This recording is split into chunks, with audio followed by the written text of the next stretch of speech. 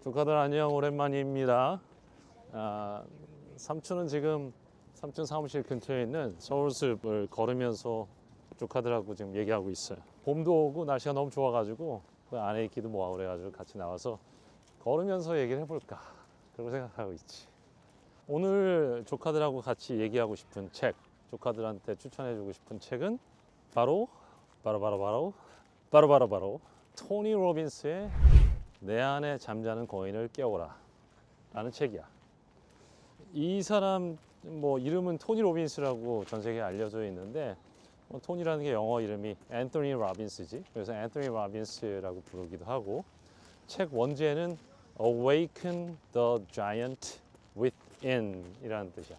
그냥 말 그대로 내 안에 있는 거인을 깨우라는 얘기지.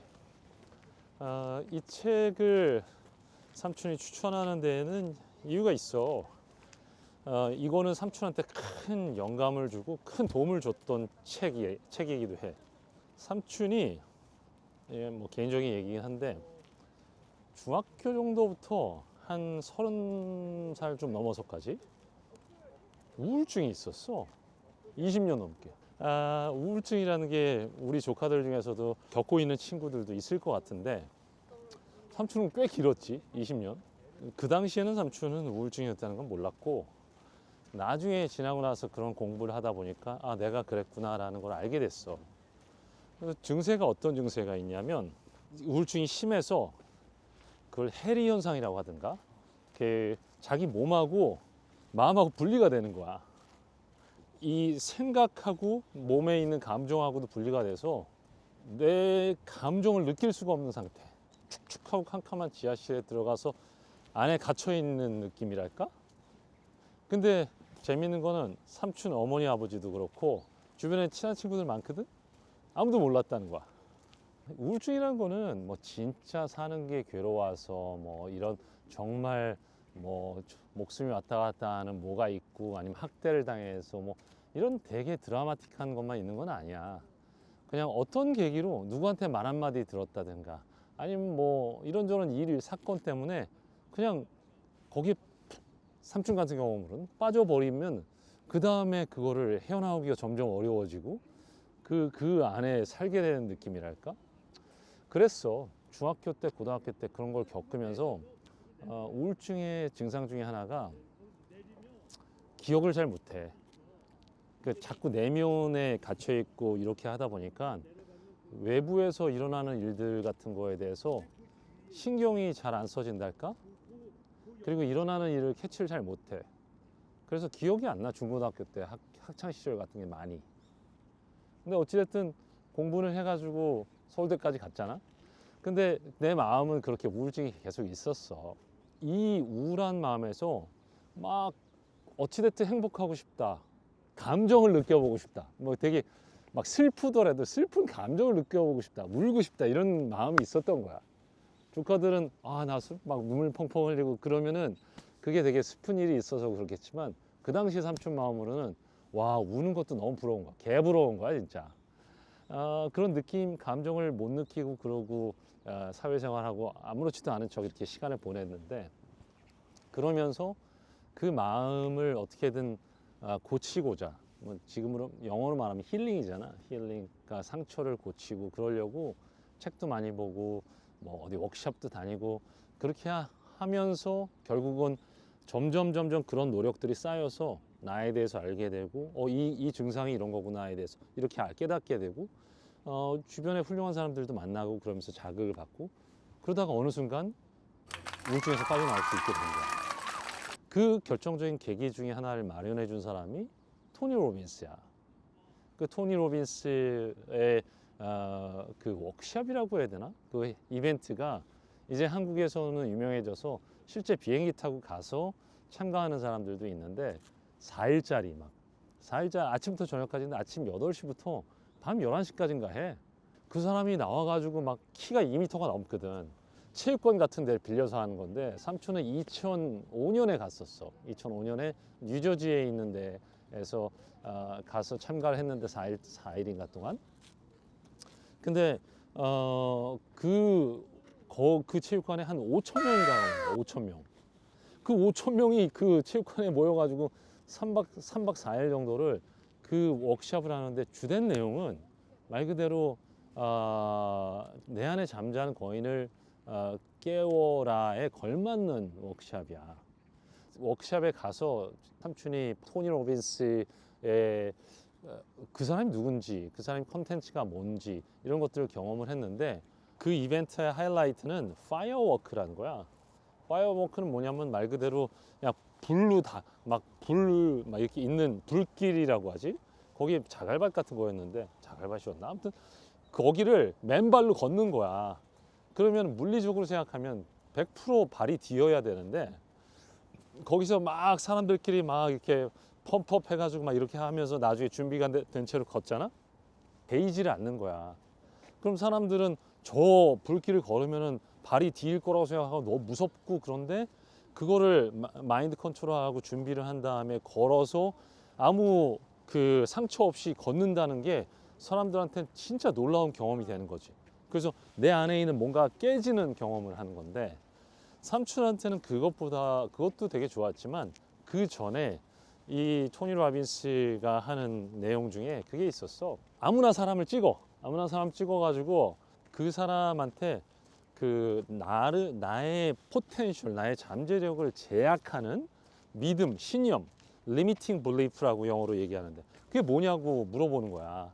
그래서 사람들이 이게 손 들고 발표하는데 그 중에 어떤 어린애, 한 12살짜리 어린애 여자애가 있었어. 네 이름이 뭐야? 그럼 너의 What's your limiting belief? 물어본 거지. 너를 제약하는 믿음이 뭐야? 도대체 신념이? 물어봤는데 그 여자아이가 그런 거야. 나의 limiting belief는 삶이 살만한 가치가 없다라고 생각하는 게 자기의 limiting belief라는 거야. 그 꼬마아이가 12살짜리 꼬마아이가 도대체 삶이라는 게 가치가 있을까? 난 가치 없다고 생각해. 라는 신념을 갖고 있는 거지. 토니 로빈스가 물어봤지. 그러면서 대화하는 거야. 이렇게 5천 명이 보고 있어. 5천 명이 보고 있고 그 아이가 일어나서 카메라 찍고 있고 토니 로빈스가 앞에서 나와서 같이 대화를 하는 거야. 그냥 바로 단도직입적으로 토니 로빈스가 물어보더라고. 그런 믿음을 갖고 있는 이유가 뭐야? 물어보다가 너 혹시 우울증이라든가 약 먹고 있니? 이런 거 물어봤어. 그러니까 약을 먹고 있대. 그럼 혹시 너 자살 시도 같은 것도 했었어? 자살 시도도 했었대. 몇 번 했었어? 4번, 5번 했대. 근데 너 안 죽고 살아있네 지금? 그러면서 대화를 하는 거야. 그 대화한 거를 5천 명이 다 보고 있잖아. 그래서 5천 명이 보면서 스토리에 몰입하게 되는데 그게 집단 테라피 같은 거야. 그 아이와의 대화에서 나의 문제점도 한 발짝 떨어져서 보게 되면서 나도 거기서 뭔가 치유가 일어나는 그런 메커니즘이거든. 아이의 상황이 뭐였냐면 엄마 아빠가 사이가 안 좋아서 이혼하려고 하는 거야. 동생 둘이 있고 자기가 제일 큰 애야. 근데 엄마 아빠가 이혼하면 아이들한테는 엄청난 충격이잖아. 나 엄마랑 살아야 돼? 아빠랑 살아야 돼? 그럼 우리가 알고 있던 가정은 없어지는 건가? 그게 되게 얼마나 무서웠겠어 아이가. 그런데다가 그것만 생각하는 게 아니라 내 동생들 둘은 어떡하지? 내가 내 동생 지켜야 될 것 같은데 우리 엄마 아빠 같이 있었으면 좋겠는데 이런 마음이 들었는데 어느 날 보니까 얘가 아프다고 하니까 엄마 아빠가 싸우던 중에 얘가 아프니까 싸움을 멈추고 자기 뭐 어디 병원 데려가고 뭐 하고 이런 걸 하는 거야. 거기에서 아이가 아하, 내가 아프거나 문제가 있으면 엄마 아빠가 이혼한다는 얘기 쏙 들어가고 우리 가족이 유지가 되는구나. 그걸 깨닫고 애가 계속 문제를 일으키는 거야. 이거는 뭐 얘가 그래서 제가 그렇게 문제를 일으켰어요 라고 얘기한 게 아니라 토니 로빈스하고 대화의 과정에서 그거를 그 무의식에 있는 걸 끄집어내게 된 거지. 너 왜 그렇게 3번, 4번 자살 시도했는데 안 죽었어? 그거는 네가 죽고 싶지 않아서 그런 거야. 네가 엄마 아빠가 헤어지고 그런 거를로부터 동생들 보호하고 싶어서 그런 것일 것 같은데 그런 얘기 하는데 아이가 이 대화 과정에서 뭐 어느 시점에서 막 눈물을 왈칵 쏟으면서 그 대화를 하는데 웃으면서 울면서 뭐 토니 로빈스 원래 대화의 특징이 그래. 막 울렸다가 웃겼다가 막 그런 거 해. 그러는데 한 15분 대화 있나? 근데 아이의 얼굴이 그 과정에서 자기가 왜 자살 시도를 하려고 했는지, 자기가 왜 우울했는지 이 마음의 메커니즘에 대해서 이해하게 되면서 그 안에서 빠져나오는 게 보이는 거야. 그러면서 얼굴이 환하게 밝아지면서 그 다음에 마무리할 때 토니 로빈스가 너 약속해. 우리 모두 앞에서 약속해라. 다시는 자살 시도하지 않겠다고. 그리고 너의 삶은 아름다운 거고 앞으로도 엄마 아빠가 어떻게 되든 간에 그건 네 책임이 아니고 이혼하든 이혼하지 않든 너한테 그리고 네 동생들한테 엄마하고 아빠라는 사실은 변함이 없는 거야. 얘가 막 진짜 마른 땅이 비를 흡수하듯이 막 흡수하는 게 보이는 거야. 그러면서 얼굴이 막 어두웠던 애가 환하게 밝아지는 게 보이는 거야. 그거 끝나고 오면서 그런 생각을 하게 된 거지.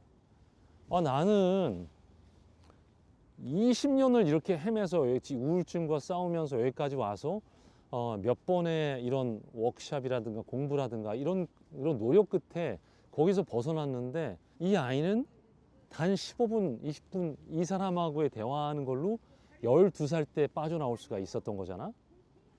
와, 나는 뭐 했지?